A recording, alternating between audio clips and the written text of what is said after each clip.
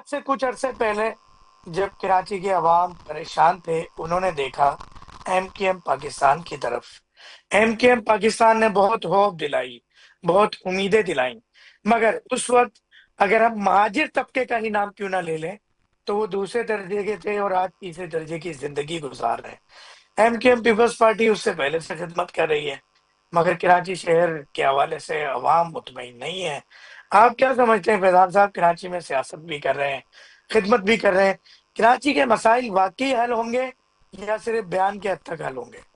بہت شکریہ ڈاکٹر صاحب آپ کا مجھے پروگرام میں لینے کا۔ دیکھیں، آپ دوسرے ممالک کی طرف بھی دیکھیں اور تمام جگہوں پہ جہاں دیکھیں جہاں ترقی ہوئی ہے تو وہاں پر تین چیزوں میں بڑی کام ہوا ہے۔ ایک تو ہے کنٹینیوٹی، ایک سسٹینیبلٹی، اور ایک ادھر جو ہے وہ امن و امان کے مسائل۔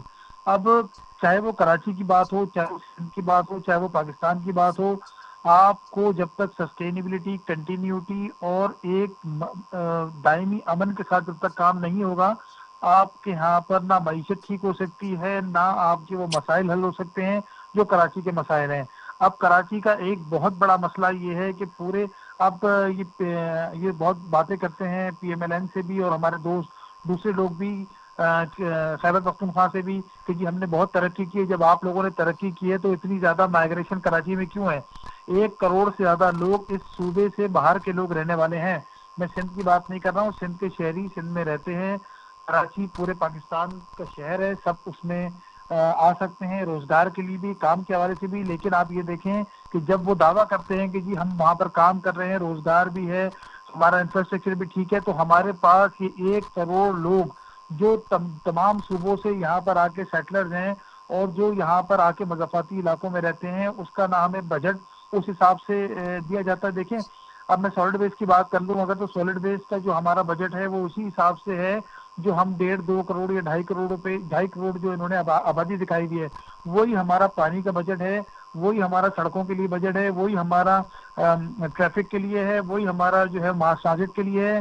اب ہمارے ہاں تو مسئلہ یہ ہے کہ جب کوئی ماس ٹرانزٹ شروع کی جاتی ہے تو وہ گورنمنٹ نے، دیکھیں میں آپ کو بتاؤں 2013 میں جو پہلا ماس ٹرانزٹ گرین بس کے لیے وہ پی ایم ایل این نے لانچ کیا تھا، تو ان کو چاہیے تھا کہ 2 سال میں 3 سال میں کمپلیٹ کر دیتے، انہوں نے وہ نہیں کیا، بنسبت اس کے کہ انہوں نے پنجاب بھی میرا شہر ہے، لاہور بھی میرا شہر ہے، اسلام آباد بھی میرا شہر ہے، لیکن وہاں پر آپ 2 سے 3 سال میں 1 سال میں چیزیں کمپلیٹ کر دیتے ہیں، اور کراچی کے ساتھ آپ وہی سلوک کرتے ہیں جو آپ پورا شہر بھی کھود دیا، آپ لے کے بھی چلے گئے اور اس کو کمپلیٹ بھی نہیں کیا۔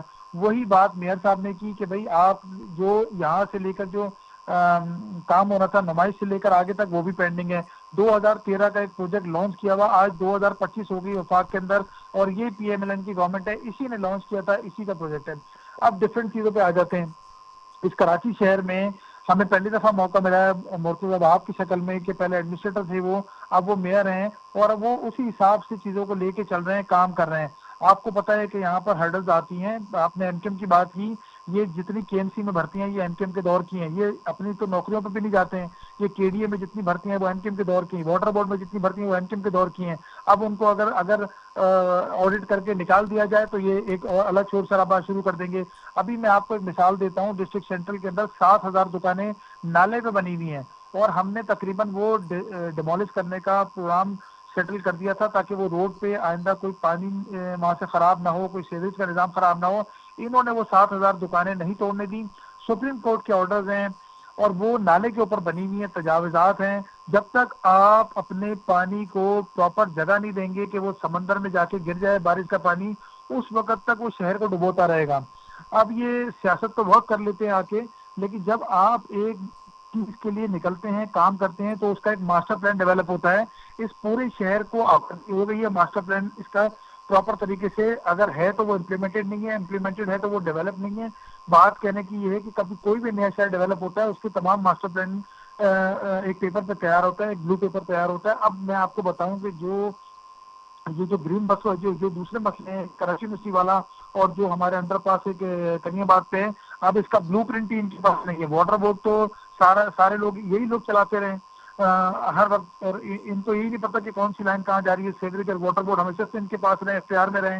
اس سے پہلے بھی میئر ان کا تھا وسیم اختر، اس سے پہلے بھی میئر ان کا تھا، اس سے پہلے بھی میئر ان کا تھا.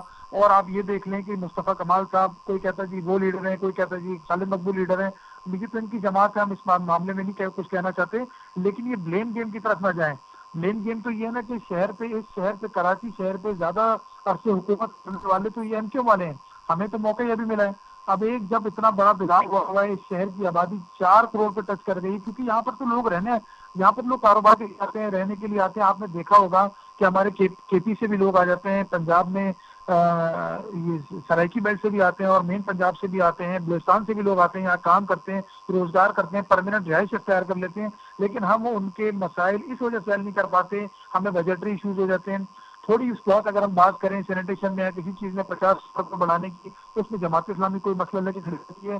تو اس چیز کو ہمیں اس کا ادراک کرتے ہوئے ایک مجموعی جامع پلان کی طرف جانا پڑے گا. یہ بلیم گیم ہے، اس نے نہیں کیا، اس نے نہیں کیا، اس نے نہیں کیا. معاشی طور